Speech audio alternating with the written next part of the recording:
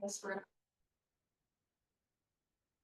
Have a quorum, so we can start. all right, so it's noon. I'll go ahead and call the September 9th meeting to order. And the first item is citizen comments. All right, anything get called in? Okay, there's been no citizen comments. We move on to our active agenda. First item will be approval of minutes of August 5th, 2025.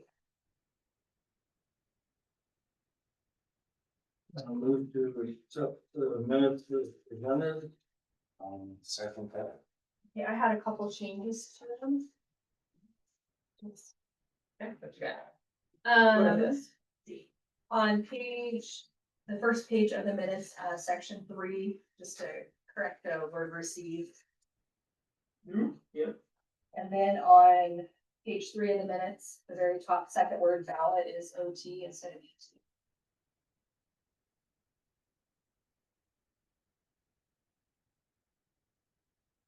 Very top. Let me see what. Yep. Okay. Yeah. I think that's all I found. Anyone else have any amendments they need to make? Okay. All right. Okay, so with those two changes, okay, all those in favor say aye. Aye. All those opposed? Okay. Motion passes. Next item is approval of invoices. I'll lump them together. First one's O'Sullivan Legal Services for August 2025 for $988.25.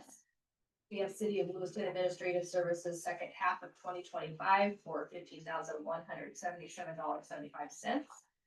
And we have ICRIP policy for October 1st, 2025 through 9/30/2026. Half of the annual premium totaling $1,319. I move to pay the invoices. Second. Okay, I'll open up for discussion. Anybody have any questions, comments? Just with the iCrimp one, there's some. These notations of clarification, reduction, those are changes. Yeah, I don't think we actually, I think they're like public entity, so they're not specific necessarily to us, it's just incomplete, it's for all. You can see like on the declarations page, it says that can be limit of insurance, now shared between all IFRS members collectively, earthquake limit insurance shared between all IFRS members collectively, flood types.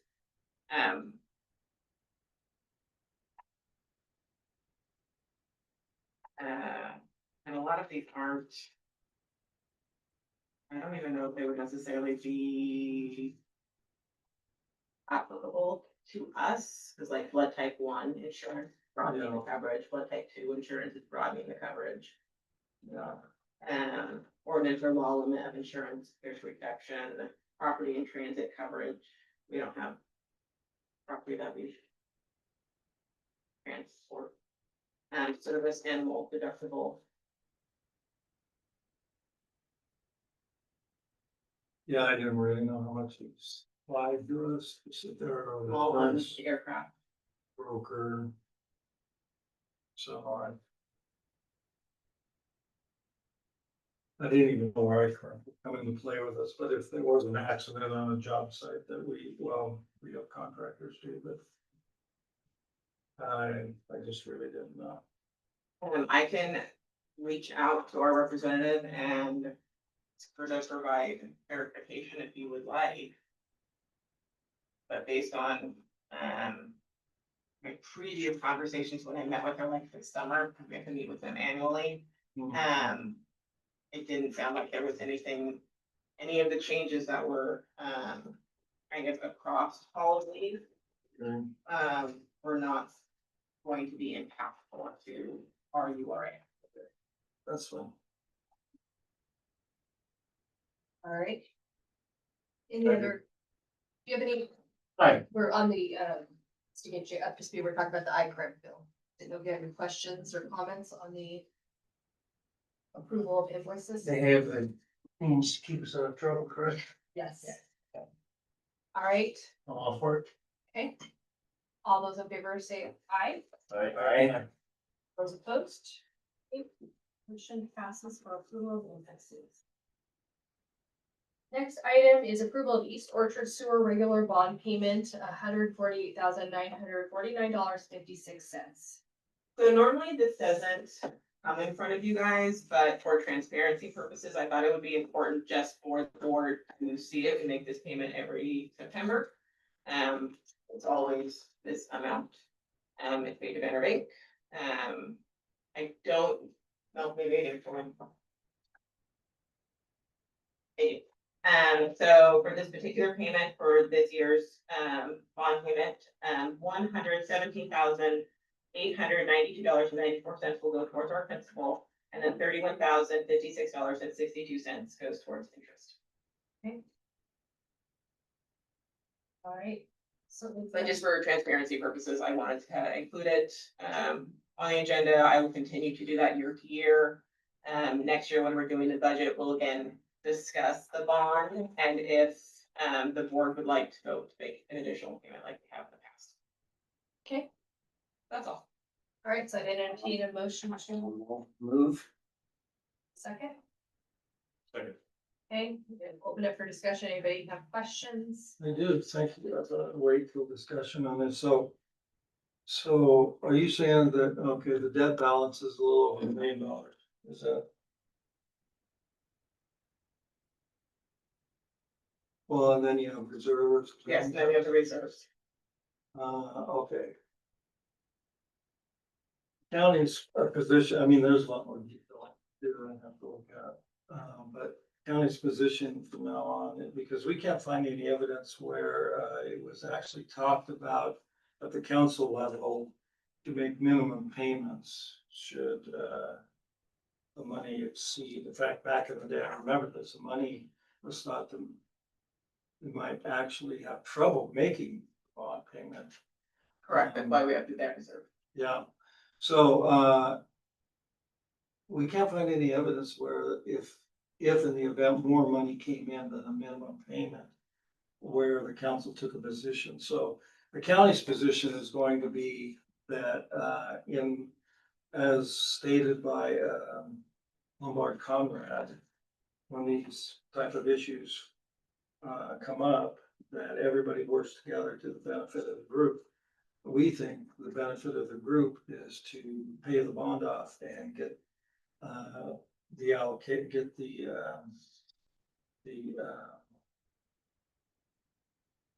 RAA back on the tax rolls and then take out other bonds for another bond for continuing work.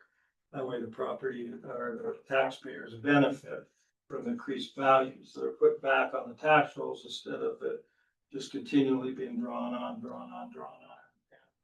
for the entire 20 years of the plan. So his county's position is going to be to make the actual maximum payment allowed, which I think is reflected on this sheet of what's minus, of course, the contractor money that hasn't been paid yet. Shows available funds of $1.8 million in there. But that's probably got money that's due to RLO, right? Correct. We've not made any payments to Okay. the contractor or any. Oh, no additional payments at all? Since they started the project? Correct, and there's been no request for reimbursement, so the Wow. board has not approved any reimbursement yet. You'll probably start seeing reimbursements next month. Wow, it's amazing it goes that long. I bet because that project's been, okay, I'm surprised.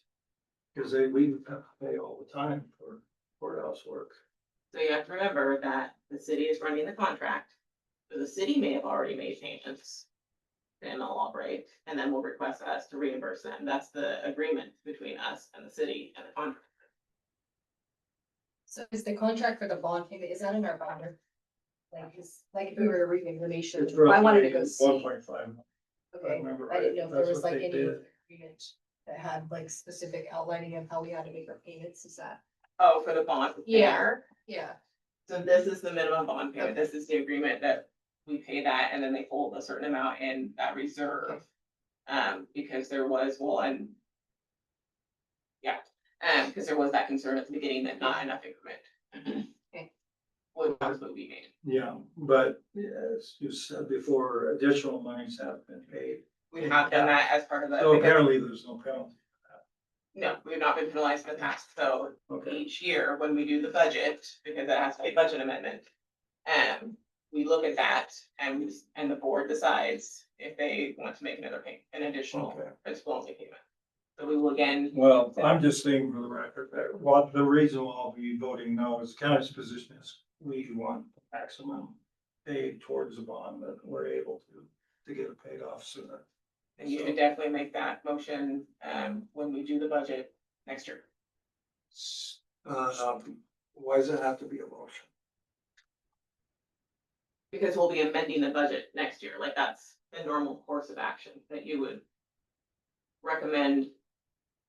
During the budget process. For the following fiscal Yeah. year. Yeah, when we make the next payment, that we pay an additional amount. So for clarification, if we pay a lot ahead of time, that prevents us from completing more sections.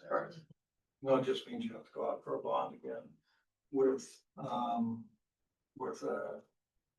plan, of course, that's valued, and, in the meantime, the taxpayers, correct me if I'm wrong, but the taxpayers enjoy, a low, maybe a lower levy rate, because the city, if I remember right, your budget included a 3% tax increase.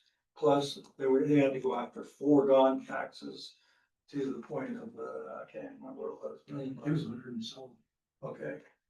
So that money is now would be going to the city that they can use for whatever they decide to use it for. And then another bond would be approved, go forward with the continued project of the sewer line, which you have to remember, all that came about because of this scares of nitrates in the Lindsay Creek aquifer. Now, unless you can provide some evidence that over 30 years, all these actions we've taken, not just us, but the city, of restricting people how they develop the property, size requirements for putting septic systems in. If you can show me it's made any difference in the nitrate level, then I might believe you. But next month, I'm going to bring people that actually study this stuff. And there's been no movement in the nitrates. So this entire project is not really having the effect that they thought it would.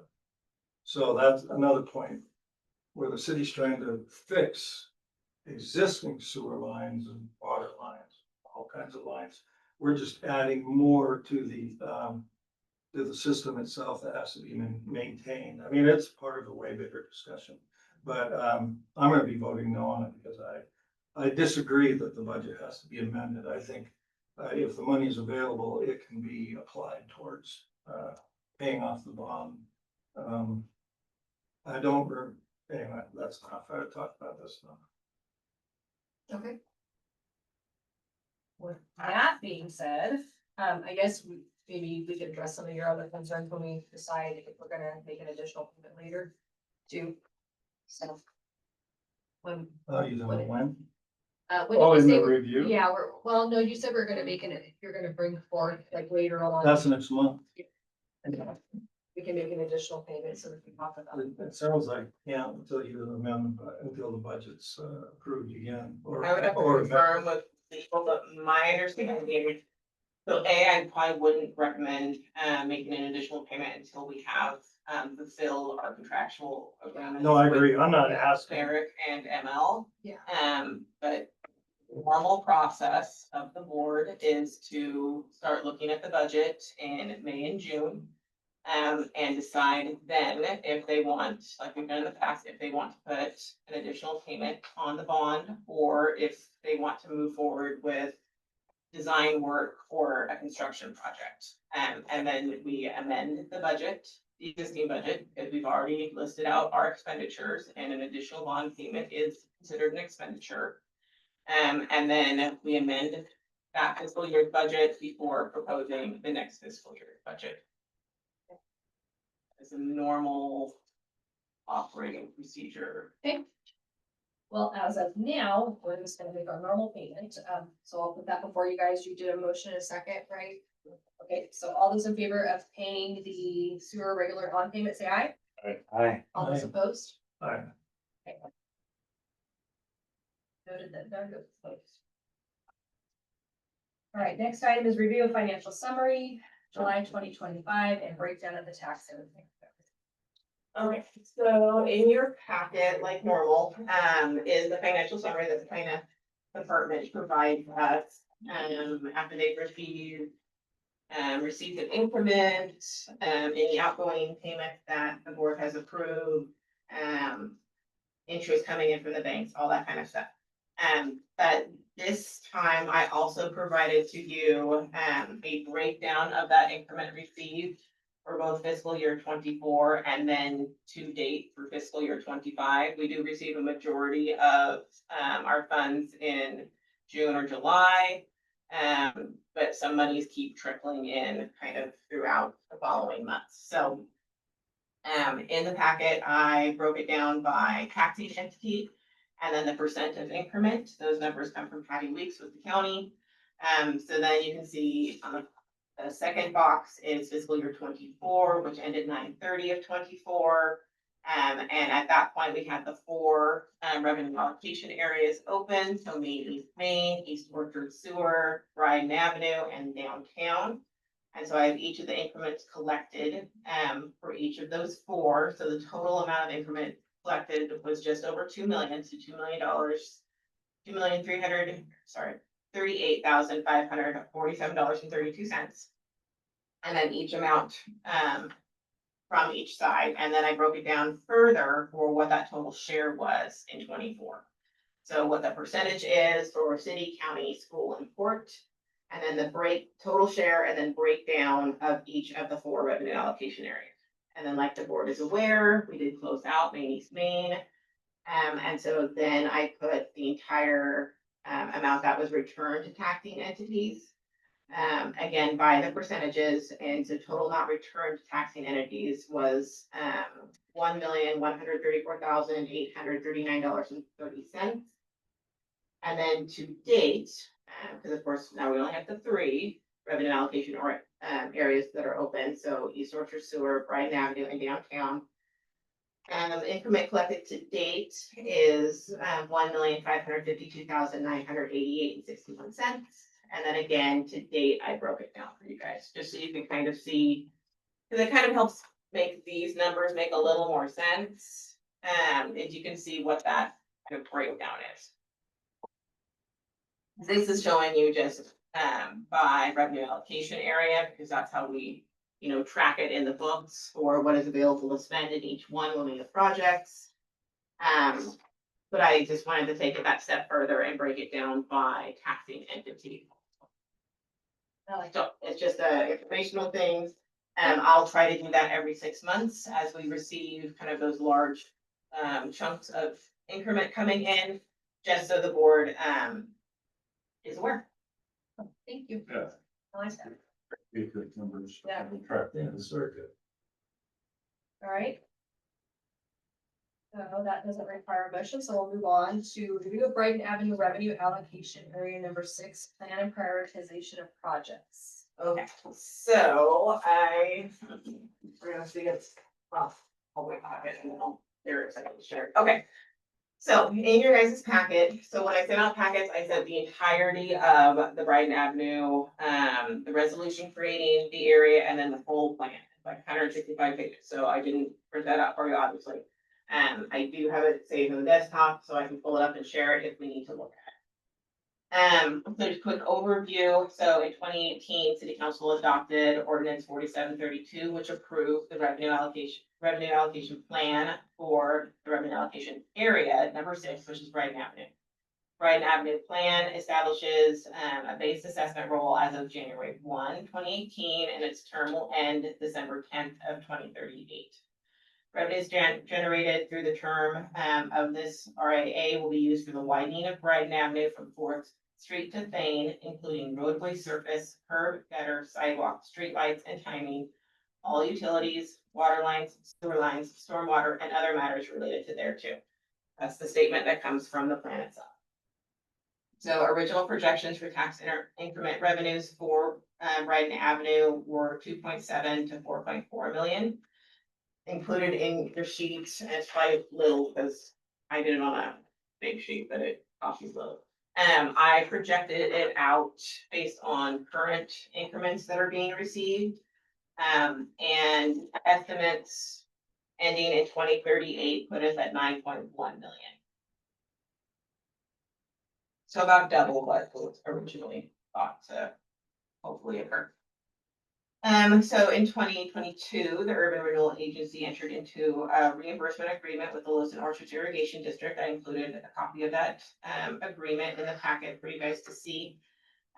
Stating that the Urban Renewal Agency would reimburse Lloyd for up to 50% of water infrastructure construction costs for work consisting of replacing domestic and irrigation water mains in Brighton Avenue with 12-inch pipe and reconnecting the services and fire hydrants to the new main, all within the public right of way or within public utility easement. So included in your packet, like I said, was the increment projections showing you how I got to 9.1.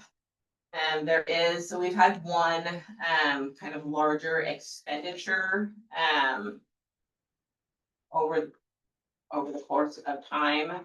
So in 2022, besides just regular operating expenses, we also had about $60,000 that we paid to David Evans and Associates for design work. And I believe, and I think Luke can help me out with this, I believe that was a matching amount to maybe some SDP funds. Yeah, would you like to kind of provide a review of that? I would love for you to jump in. Okay. But that's what we've done so far. Otherwise, it's just been standard kind of administrative costs. Yeah.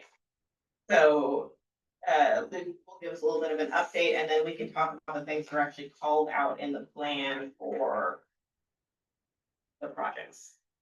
Sounds good.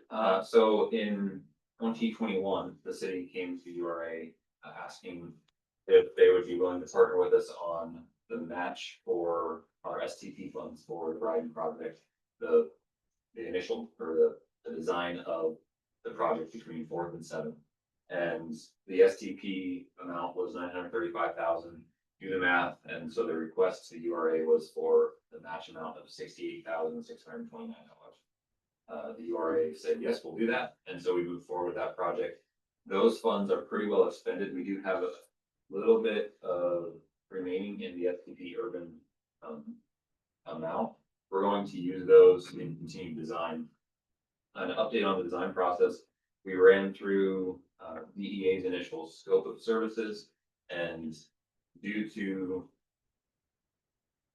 the way federal funds work and the requirements that go along with them, we've discovered that we need 4 additional things from DEA. One is further analysis of a 3-lane section with roundabouts along the Brighton Avenue corridor, final environmental documents, final right-of-way plans, and final legal descriptions for the right-of-way. And so those 4 things have been added. Well, we would like to add them to their scope, and their budget to provide those is $260,000 additional to what their initial contract was.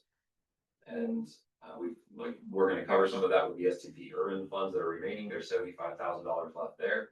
And then the request that we will probably be coming to the URA board for is if the URA would be interested in partnering with the city or covering the additional $185,000 that it'll take to round up that design. There's 2 options to cover the rest of those design funds. One is us asking the URA to partner with us again and cover the rest of that contract. The other is we can wait until additional STP funds become available in 2030. The disadvantage to waiting, I'll remind you something, state transportation. I think it's transportation and infrastructure. I don't remember. Program or something. Ah, it's right there. Sorry, I'll be back to you. So their federal funds, a lot of the state fund funnels to municipalities and, and. So, that's where we sit currently. The disadvantages to waiting to complete these scope of work items, those four things that I outlined for you. The disadvantage to waiting is the cost is gonna go up if we wait longer. The project is currently fresh in the consultant's mind, so they're gonna be more efficient. They're gonna wrap up the items more quickly than if we wait, because then personnel may change, they're gonna have to do more digging and the cost will increase as a result of that as well. And then also, and this one I think is probably the biggest factor, if we delay, then until additional STP funds become available, we'd still be coming and asking for the match to happen. But, that delay would then push the project farther down the road because those four items have to be completed before we can begin right of way acquisition. And that's what in 2030, the city is planned to receive about $3 million in STP funds for this project specifically. And so if we wait for that time until those $3 million become available for right of way acquisition in 2030, then we still have to complete these four items that are on the list because it's a federal project. And at that point, we would then be delaying the project until these four items can be completed because they won't allow right of way acquisition to start until this is done. So all of that convolution to say, we're in a place where, as a result of just kind of the way federal projects go, we're looking at, needing an additional $185,000 to wrap up this design and the right of way plans so that we're set to go in 2030 with those STP funds. That's where we sit. So there's an update. Thank you. 2030 used to seem like so far away and it's not very far. Right away. You mean, kid. So now we're gonna look through the plan and then prioritize. Is that what you're gonna suggest? Share that. What was requested, so that's what I thought we would do. So in the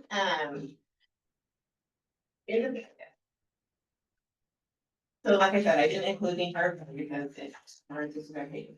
So, and a lot of it is kind of like that background information. So I included the parts that I thought were the most important to the board, specifically, talking about, is what we talked about, the STP funds, and the local match required. It is, identified in the plan that that was kind of the soft. That talks about, so like the first page, it says it's 14 there. It says, the agency may issue bonds. I honestly, I don't know how excited a bank would be about issuing more bonds to us when we have an existing bond, but that's a conversation for another day. But it says the agency may fund projects with any revenues on hand or commit in partnership with other private or public entities to fund projects over time as revenues materialize. That would be the pay-as-you-go method. And pay-as-you-go method is ideal for smaller phase projects and avoids costs associated with the bond. The agency anticipates the city will continue with design work along the corridor, starting from the 4th to 7th Street segment. With the design in hand, the city can apply for federal funds allocated by the state for road reconstruction, which is just STP funds that we're talking about. STP funds require a local match. And at the time that this was written, they put in that it's plus or minus 7.5. I think it's like 7.34 or something currently, somewhere in that range. Yeah, the cost is continuing to increase. Right now, an increment will fund the local match. Other financial partners may be needed to cover improvements not eligible for SDD funding, such as utilities.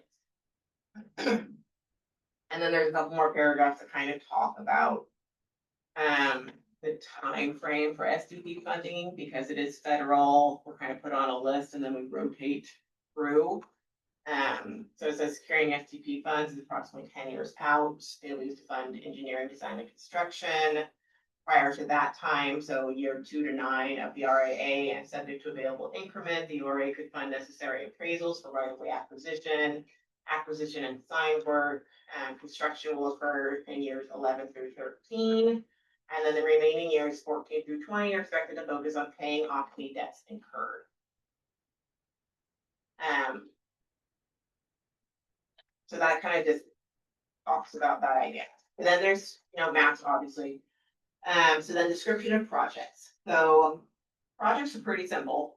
Road, water, sewer. Those are the projects. But those contain a lot of smaller pieces, I guess we could call them. So it says Brighton Avenue relocation area, no, where is that word, sorry. Increment.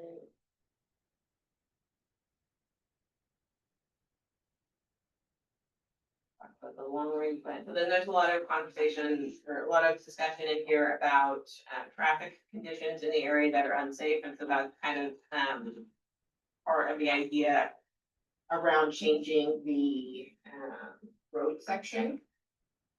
So it says, as addressed above, the corridor presents current and projected traffic volume concerns. Increasing the width of Brighton Avenue from a 60 to 80-foot right of way improves safety by providing room for designated turn pockets or turn lanes, reducing conflicts between cars in queue and flowing through traffic, providing room for islands to control or limit specific turning movements, providing for stormwater collection and conveyance in private property, providing room for utility placement, maintenance, and repair outside of the travel lane, providing a designated shoulder or recovery area, and providing for sidewalks.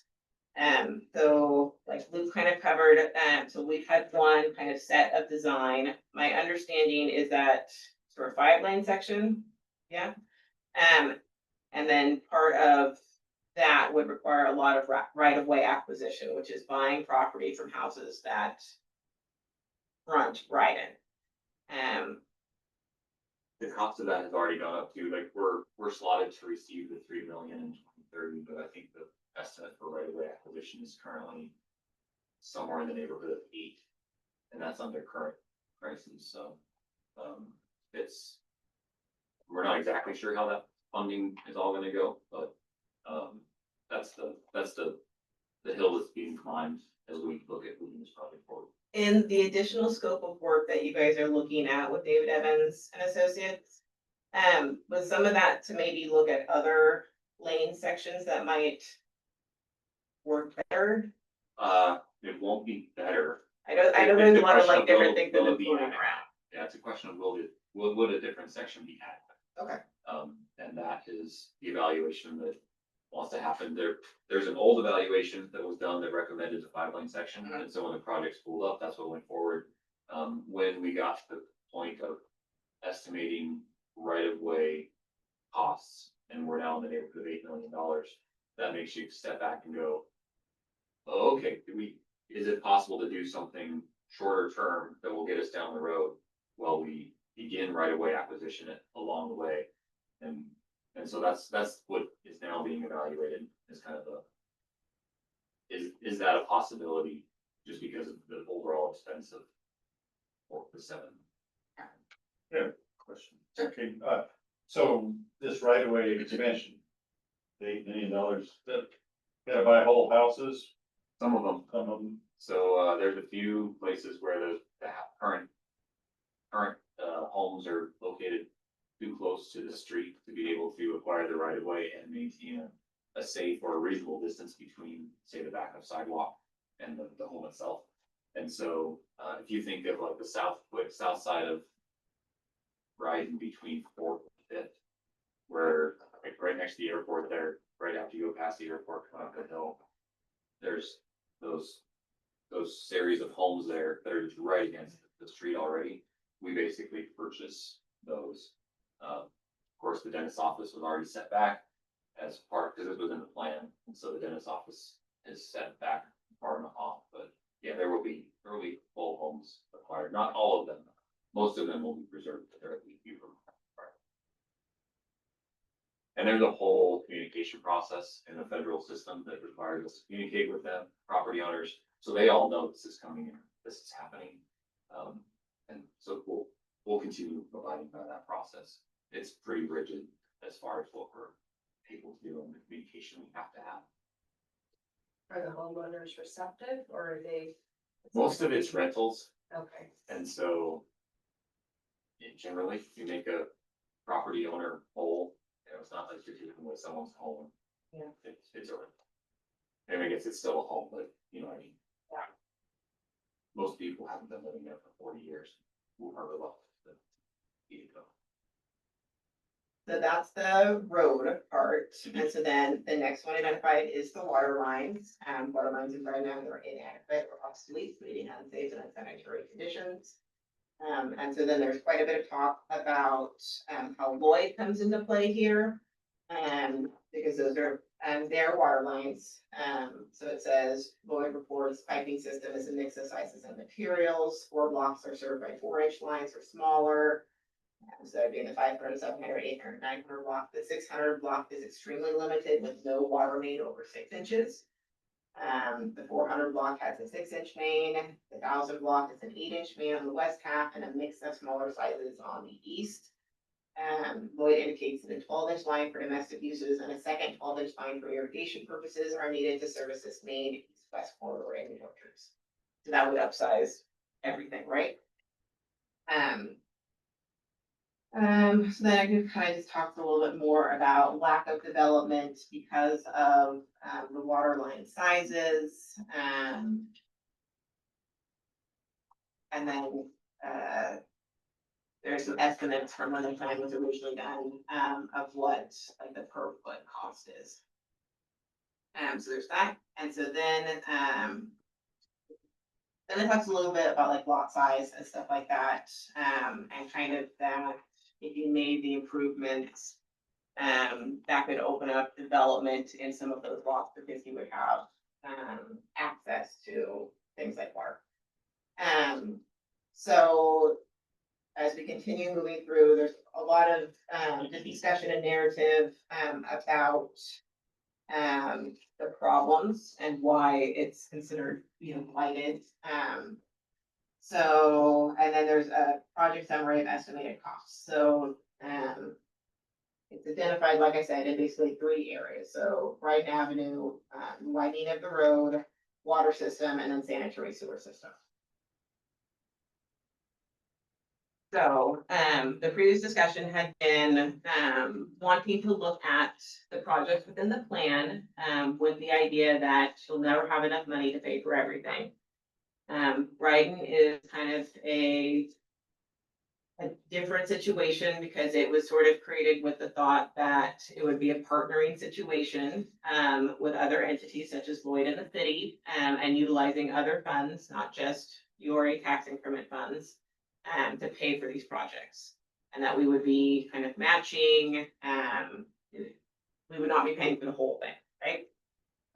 So I guess the discussion is kind of up to the board. I am not 100% sure how you would want to prioritize plans. I think there's definitely probably a need to prioritize water because you do have reimbursement agreement with Lloyd, stating that you will cover half of their costs.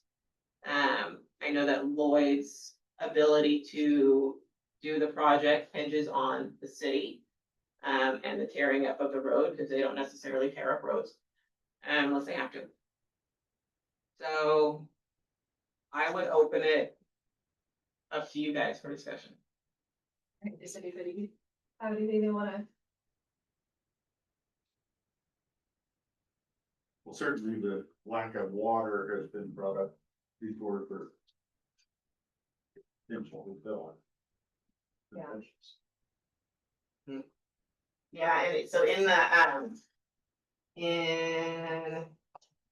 so under that part that says water lines in Brighton Avenue are adequate and obsolete, it talks like that second paragraph, talks about only 3 sizable development projects have occurred along Brighton Avenue in the last decade. Each project was hampered by the lack of water service in Brighton and incurred significant costs to extend lines into their properties. And there, so on those ones, water lines actually had to come from like the north and the south from other roads because there wasn't adequate services available in Brighton itself. Anybody, do you have anything you wanna add? No, it's a mess. Yeah. Lloyd didn't plan very well.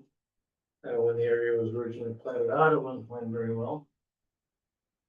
But that's all water under the bridge now, so. So what kind of a timeline are we looking at under federal guidelines as far as acquiring property? To do the work? I'd say years. So the money becomes available, is scheduled to become available currently in 2030. And so then right away acquisition would start. Right away acquisition doesn't have to take a long time. It frankly depends on if someone decides to set their back up and say, no, I'm not gonna sell, then you'd have to go through a condemnation process. And that takes longer, but generally speaking, the right of way purchase, if the money's available, could occur relatively quickly. And yeah, So what's the use of the land that originally the city bought for the fire department? That land, that corner lot, what is it? like what is, yeah, what is their plan for that? That is not my Oh, purview. that's not your job? That is I was just thinking like, in my brain, I'm That thinking gentleman down there. about building like a apartment complex that relocate individuals, you know. For now, like, we're- just, Probably just gonna sit on it. yeah, okay, I was just thinking about. I was thinking, I don't know, I haven't went through all this is just my own thinking. I was trying to prioritize in my brain and I was thinking safety's probably first, you know, intersections, sidewalks and things of that nature, and then the water upgrades, just because that's gonna just go up in cost. Those are my priorities, like the way I see it, just safety first and then the water lines, because we're kind of committed to that. That's just how I think. And then, you know, widening those kind of things that are not necessarily as important would be lower on the list to me, but I don't know. That's just my thoughts. Engineering wise, does it make any sense to do the water first, or, does it make any sense to do water without having a wider street? Yeah, so there's probably a number of schools of thought on this. See if I can just present information. So if you were to do the water line without redoing the whole street, obviously your cost is a little bit higher. However, if you get the water line in, you open up the possibility for development, right? Like Katie mentioned, the reason why you're not seeing a lot of development along Brighton commercially is there's not water for it. So you open up that possibility. Who knows what happens along that corridor once you have water. Those developments, that addition of funds along that corridor increases the increment. So then you more quickly can expand the roadway. The development also increases traffic. So if you don't redo the road, then you've got an additional traffic problem that's going to be occurring. So at some point you do have to expand there, like it just kind of snowballs, but the water is definitely, I think, the current limiting factor for development to take off along. And that's mainly because of the fire hydrant issue or fire water? Yeah, I don't know if you wanna jump in there, but they simply don't have fire flows to be able to take care of commercial fire suppression requirements. They have to meet a certain PM, a certain number of gallons per minute to be able to install a larger, like a hotel would require, More gallons per minute. And yeah, usually more gallons per sprinkler minute system. than just the residential does. And so in order to do that, you gotta have the water available. Currently, Roy doesn't. I'm Right. sure. Okay. I bet Luke, they've got to be frustrated when they're talking to novice people when it comes to infrastructure. Not at all. Yeah, right, well, you're being funny. So what I'm trying to figure out is, upgrading water lines, and yet we don't even know what the boundaries. Typically, you put the water lines, if you can, in the right of ways, on either side. We don't even know how wide the street's gonna be, so. It's planned, like it's planned to be Okay, a 50 so- foot right of way. And so Okay. 10 foot. I thought you were saying because of the cost, maybe I misinterpreted what you said, the cost of the acquisition is causing us to kind of look, or the cause of the city to kind of look again at the width Oh, I see. design. So Uh, that hasn't been nailed down. that's the part that's in flex right now, Okay. is it possible to convey the necessary number of vehicles through the Bryan Avenue corridor with the current right of way and with a 3-lane section? That's what we're going to evaluate, but just kind of nail down for sure. It'll still be still be a level for, or, yeah, like a level, was that road? Yeah, we Yeah, got it. level, yeah. Yeah, and once that evaluation occurs, then we'll decide for sure, do we move forward with right of way acquisition? So that wasn't part of it, I thought I read in here where there was a traffic thing done for 80,000 with the city partnered with the. So that wasn't part of that study? So we, as part of the current design process, traffic, how do I try to, traffic modeling has grown, like, developed over the last, I think that study may have been a number of years ago. Yeah, it was. And it verified 5-lane section would work, but it didn't necessarily look at what happens along Brighton, you put a 3-lane section, but you improve the nodes, so improve the intersections. Say you come in and you do a big project at 7th and 10th and at 5th, and you improve these big nodes where we all know those stoplights start to back people way up, Right. cause congestion. If you improve those and you can keep people flowing, then can you make a 3-lane section work? And that's the question that we all know that it would improve things, but does that improve things for the next 5 years? Or does it improve for the next 20 years? Or we still have to see problems again? Those are the questions that good analysis is gonna answer for us. And so you're looking at roundabouts at 7th and 10th? Do not say that. It is being, what needs to be evaluated is, can you make this corridor function more efficiently? With a different idea for the intersections, a roundabout, and would that work? I am not advocating for that, I'm saying that's the analysis that has to be done in order to move finally forward an 8-foot right of way with a 5-foot section. We have to rule out, can you make that work? Has any consideration, this is just my own, I don't know, my own thinking. Has any consideration ever been given to include Burl and do like 2 lanes going down Burl one direction and 2 lanes going down Yes. one direction? Yeah, that was floated a That while. was, Mhm. That was evaluated, it's not, because of the area, it's not the best option for that particular area. Because of the traffic volumes. School. Yeah. But I used to be the biggest roundabout hater, and I don't hate them as bad. I think they Yeah, tell it you works. how efficient they are. some of them I like, some of them I don't. Big ones are better. I have another question. Okay, go ahead. Again, this is for the week again, but I mean, I'm only familiar with when you take federal money and you got so long to use it. And plans typically have a shelf life of a certain amount of time too. If we get out so far on developing a plan and then we have to, get the funding or wait for funding or the city funds it, or, I mean, what are the chances are that the plans have to be like, upgraded? So there's always Yeah, with federal, they will have to be updated, yeah, guaranteed. yeah, With the federal process, you have final design plans. That's the phase that we're at right now. We need to complete final right-of-way plans and,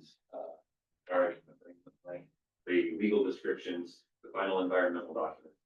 So once we get those completed, we're at final design.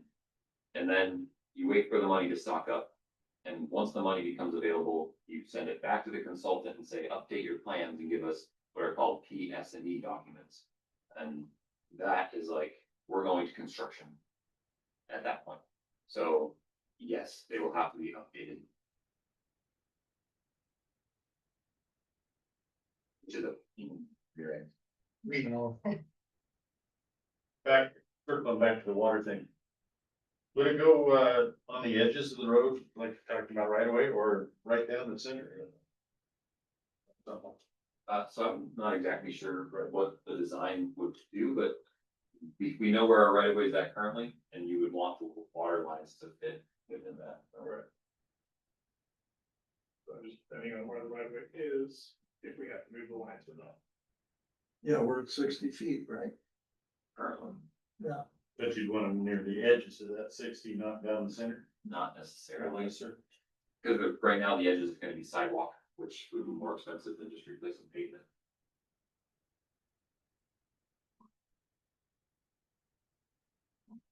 It's a whole thing. We can run it along the lines before we know how big the street's gonna be. So it sounds like the first step is to just get that part finalized And then and then maybe prioritize from there and come back and give us next steps like after it's finalized. So you're gonna bring back to us the invoice or a request to pay $185,000 to wrap up what you to have. finish final finish it. documents. Yes, and then at that point, we can prioritize based on next steps, like, would you have them resubmit your documents, or I don't know, whatever you guys called that, or they redo the Yes. yeah, whatever that's called, redo that, and then we have a better idea of what the cost would be moving forward. I'm not saying it very well, sorry. They would update their contracts, is that what you're saying, after it's finalized? So Sorry, I'm not a after, construction person. so after we get to final design documents. Yes, Then from the city's perspective, we would put those plans on the shelf. And we would wait for the SCP funds to become available okay, in 2030, because the city doesn't necessarily have a Yeah. direct funding source. So that's the current plan, okay. because this project's already federalized. This, and so that's the current. Okay. Sorry, I'm very That's okay. option. I'm like, I'm not a construction And person. when I'm trying they to- do. When they do those new documents, would they be including like construction estimates? I know like that your guys' next step is to go to right of way acquisition. But like for this board's decision-making capabilities, what, The estimates are, I think, completed, so we could, you wanted me to bring back. The cost estimates that were developed as part of the project, I could update the board with. yeah, I think that would be good, because I think that Yeah. might help them kind of, direct their energy into, okay, we would like to. We wanna pay for the rest of the plan maybe, and then, the board could be like, okay, so if you guys are gonna have to sit until 2030. We're gonna have like 4.7 billion in 2030, so maybe that's the time when. We talked to Lloyd about, hey, can we do the water while they're doing the right of way so that the road section width has been determined, and maybe that's the path forward, or. Yeah, and so there's been a lot of discussions within engineering itself, trying to figure out how do we maybe make this more bite-sized because of the estimates we received. Currently between right of way and construction is way over what it was projected to be when the first study was done, right? We're by factors of like 5. So, is there a way to start taking bite-sized pieces? I think that's the where the discussion does need to go. And it would be great as we move forward, we'll just, partnership, right? And bring the options and everybody talk about, here's what I can do and here's what I can do. And keep something improving on driving. Yeah. Because there's definite improvement that needs to happen in order to Yeah, unlock that it's- development yeah. potential. It's one of those deals where the project is so big. What part of it do you bite off, right? Right, to do something rather than nothing. I had this vision in my head, which I know you don't want to talk about roundabouts. But where you started a project to a point where it ends at a roundabout. And then you take all those lanes of traffic into the roundabout and then somehow. Kind of like the one on Snake River Avenue, where eventually it takes 2 lanes. And then it funnels it into one, and that would be the old part of Brighton Avenue, and you would just like. Would do a 4 lane and then roundabout it to 2 lanes, and then the next project would go from the roundabout going forward. The one in Clarkston is similar to that, it takes multiple lane sizes. Deals with it, I know you won't talk about this, but, Well, say, and just the idea of a roundabout on Brighton is kind of scary. Yeah, actually. say it stays as a street light, right, just for Yeah. safety's sake, so nobody ends up being murdered in their sleep tonight. We still end up doing a similar, thing that you're talking about, we If carry, you would correct. carry all the lanes through the intersection. And then you have to narrow it down. Narrow it down, into yeah. The existing section, because the current plan is just fourth to seventh. But once fourth to seventh is done, you still have to bite off. No, I know, They- yeah. Right, the tenth and then tenth. Yeah, so it's just, The it is problem- big, massive. The problem is the way the road's laid out. If you really look at it from fourth to seventh, there's smaller lots. Even though, it's commercial, it's on P and Z when we changed all that. So from fourth to seventh, so you can go with whatever size road, but if anybody's gonna develop any property, the bigger lots are from seventh to tenth. They're all much bigger.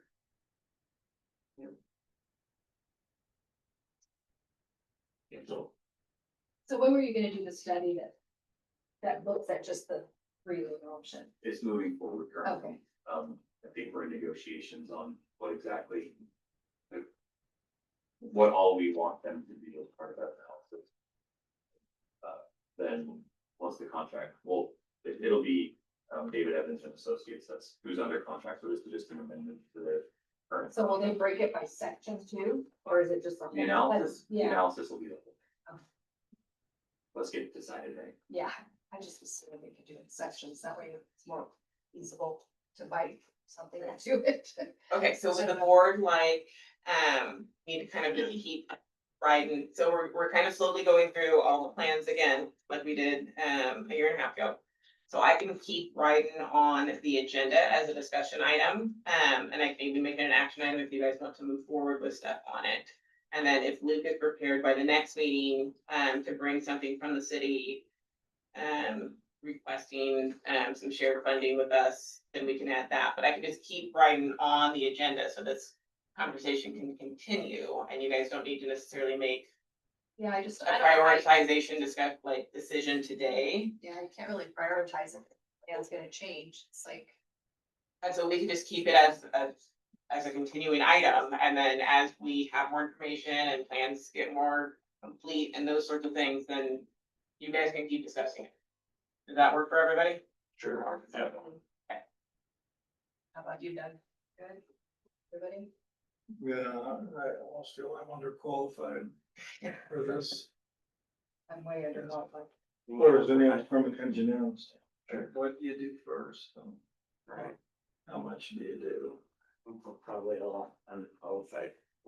Okay, I will keep writing on the agenda. We won't make an action today. Okay.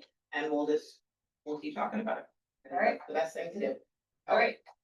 Next item is Orchard Surveys 3 construction update. All right, so we have Mr. Coffin with us today. I think he even has some fun pictures for you guys. Okay. Yeah, well, you just want, I just kind of mentioned. I put some photos in the most recent AFP and pass that around. People have one, that rather. So, kind of like what we were saying before, we've processed 2 pay estimates in the city. We haven't yet requested anything with the URA. So kind of the upper left-hand corner is that most recent pay estimate, just a very basic top line numbers on it. Essentially just that there is that, total work completed so far, a little over $500,000.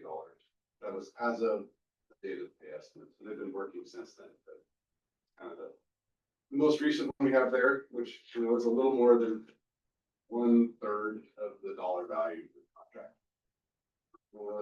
Next, Hardest part of the project. yes, I think the most things I was stressed out about, we built the grill first.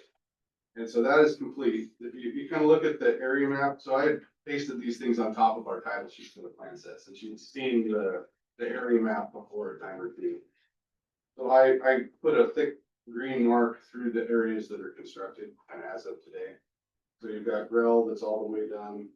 You've got about 500 feet of the base bin on 20th Street constructed. You can kind of eyeball out what's left on 20th Street, so they're about 25% done on 20th Street, that footage.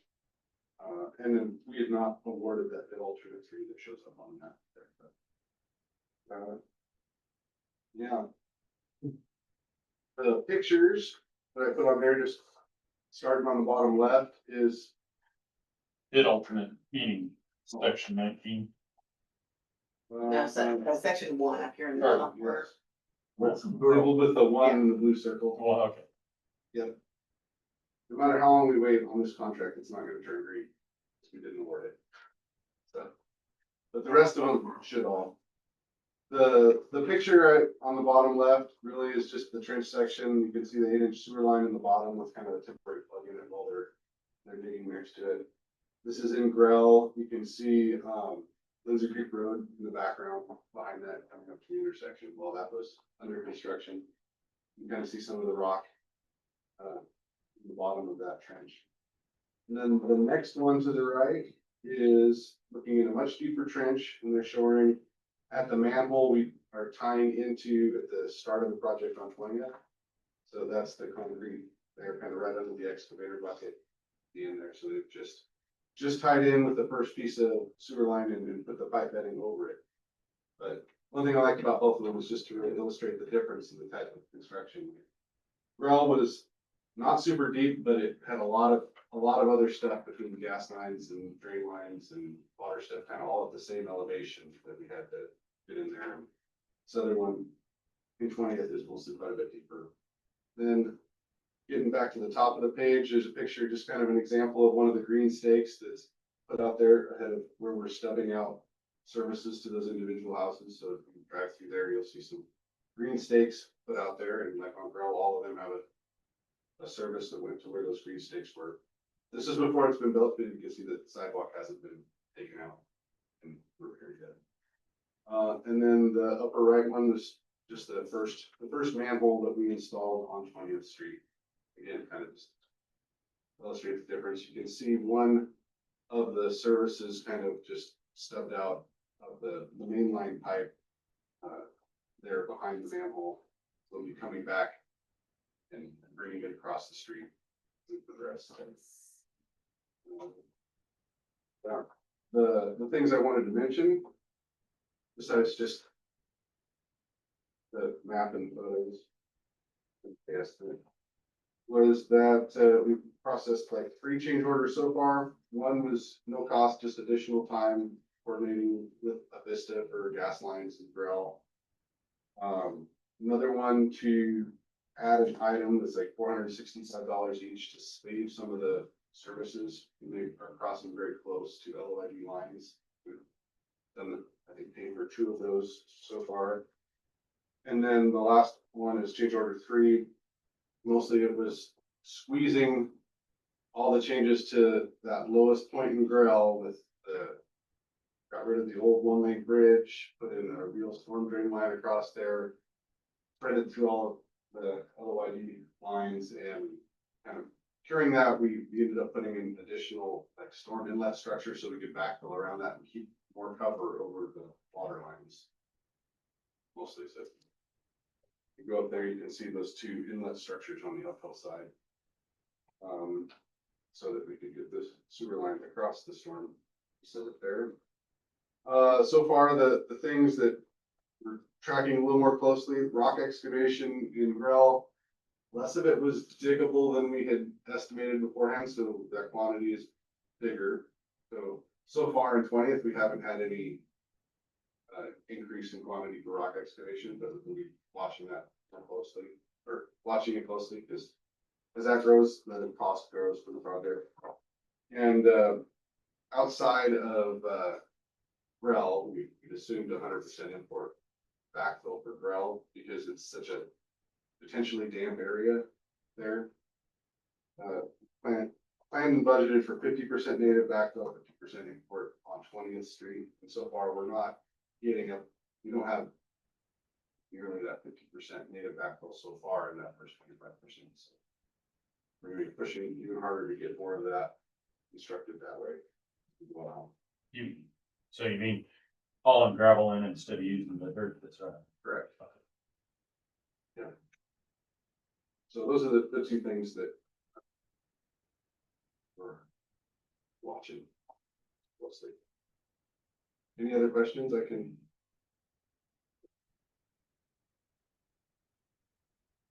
Anybody have questions? Might be worth mentioning, Joe, that as the project has gone up around, there's been one or two people who have expressed interest in almost immediate connection, because either your septic was failing or is failed. That's right. One in particular that is very, very Failed. interesting, yes. Yeah. I think it'll make a difference in their quality of life. Yeah, that converted to it. And, yeah, I think people are, you know, generally pretty happy to hear that the sewer's getting stuff to the property as they're going through there. Yeah, A lot of one-on-one conversations related to that as we go. we've also had a number of people come in and ask what having a sewer line will, how that will improve their ability to develop their own property. Because once you have that sewer line in, then those larger lots start thinking, well, I never used the back of my place. Why don't I sell that off and let someone else build on it? And so the densification will continue as well.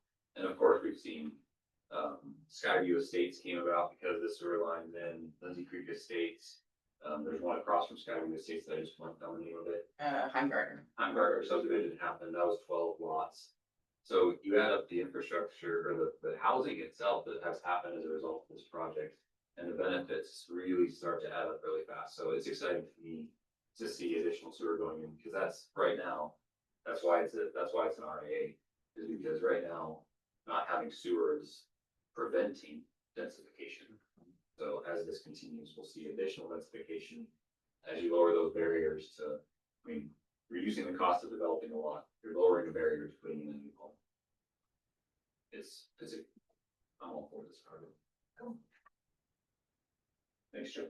Do you have any questions of them? Good. All right.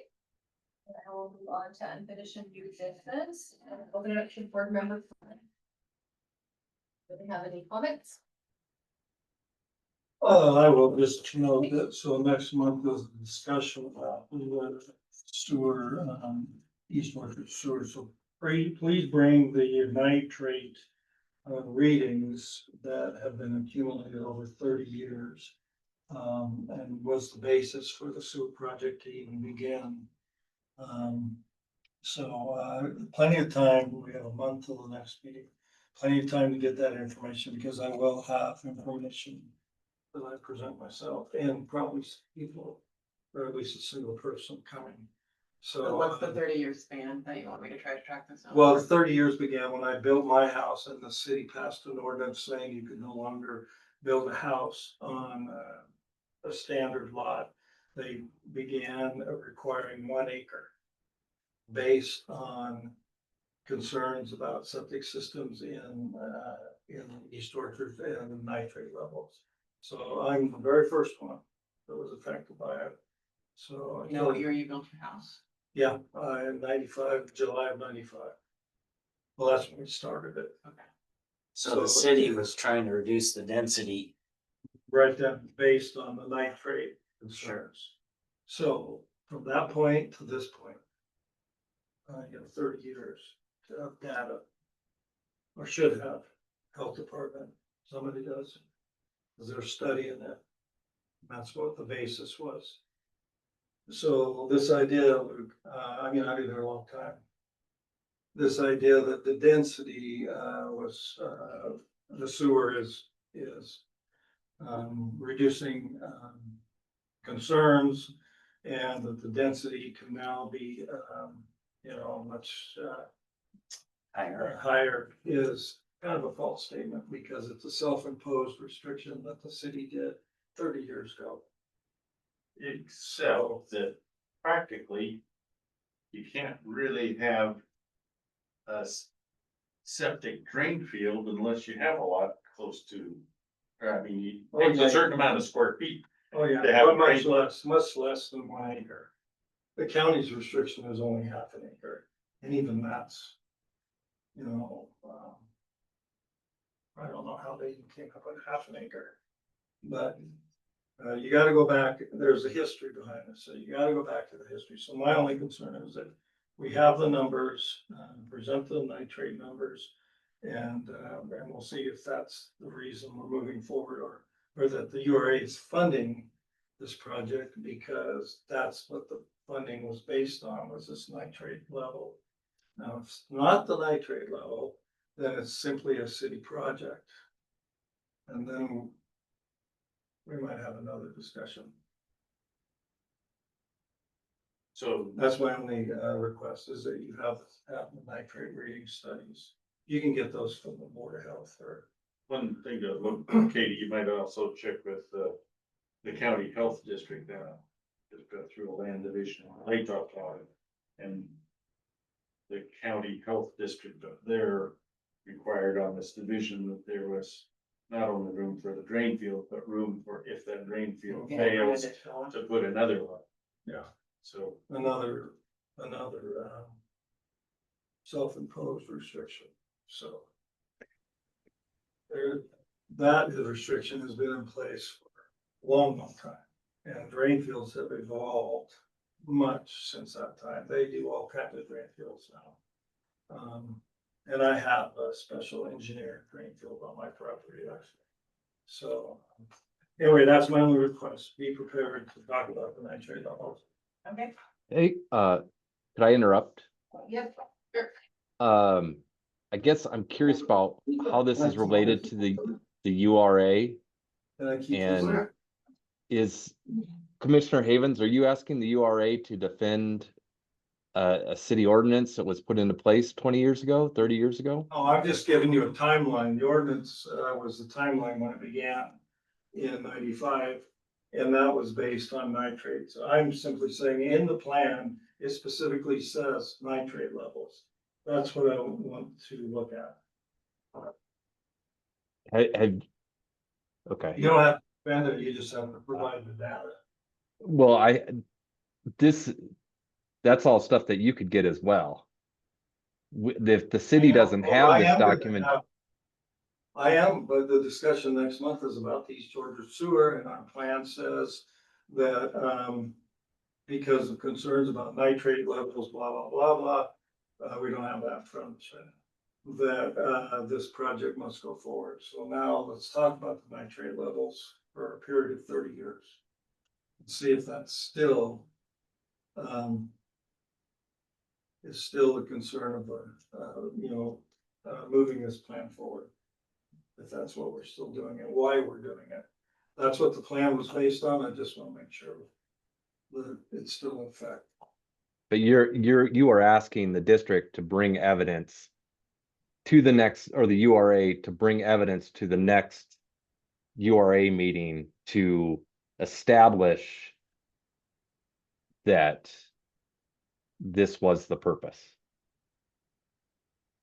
Well, it's stated in the plan, so I'm assuming it was the purpose. They must have had some data back then too, so it's probably already have some of the data. Okay, I'll reach out to help and see what they- I'm just Not trying very to promising. understand what your intent is, Commissioner Havens, and Yeah, to see if there's been an improvement in the nitrate levels. Okay. Based on the city's ordinance to decrease density. Well, that and the sewer installation. Yeah, It'll be everything, a while before everything this- that's been done, no, actually, it's not. Infiltration can take place over, it's just like recharging an aquifer. If you recharge an aquifer in a matter of months, same with the nitrates, they move through the ground. So, it's very interesting, conversation, actually. Health department's very good at it, DEQ is good at it too. So they'll have that information. I mean, how many connections do we have? Based on the work that's already been completed. I had a 30 running, years. I had a running total from what's been done with the sewer. Yes, that's what I would be interested in. And I can provide that. Otherwise, I mean, I don't know. Katie and Madam Chairman. Yeah. If we're scheduled for October 14th as the second Tuesday, I'll be out of town with the Pacific Northwest Wetlands.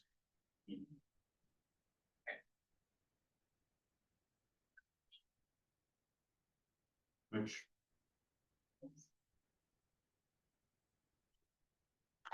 happens sometimes. We have conflicts. Anyone else been able to make that meeting? I can do it. Or I don't. Does anybody else have any other comments in regards to that or anything else? Yeah, just Just for that, instance, regular meetings tomorrow. And Okay. everyone's invited. wonderful.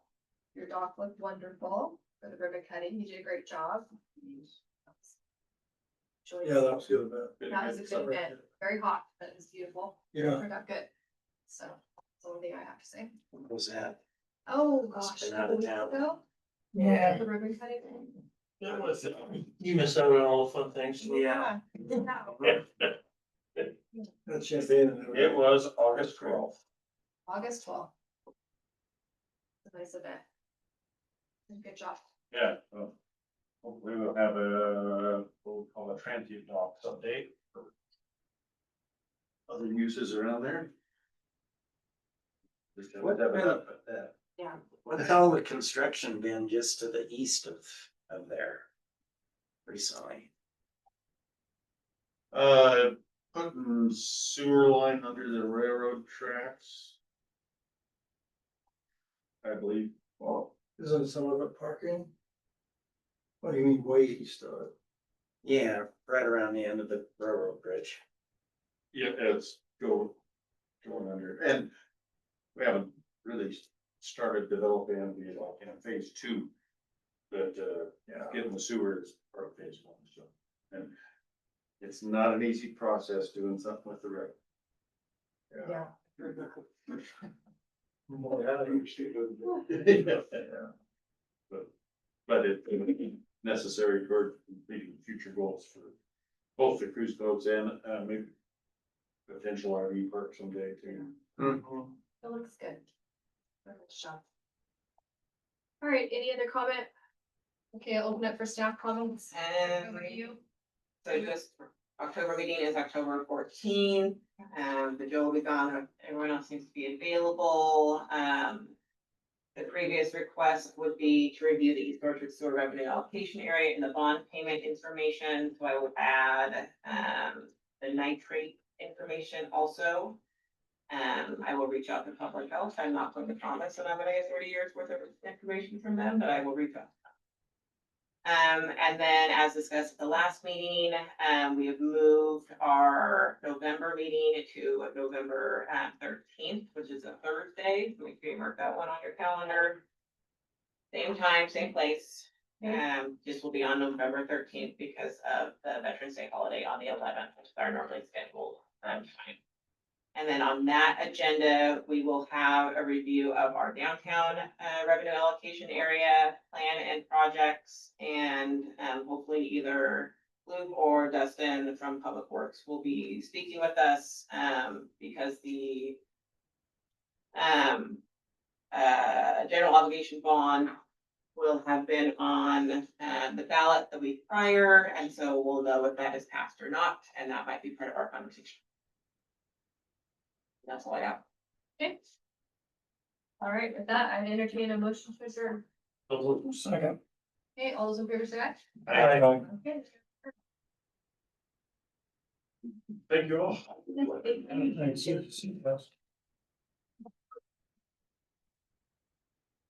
So, next, Nice to have you is back. there We're for back on me, the- was in place of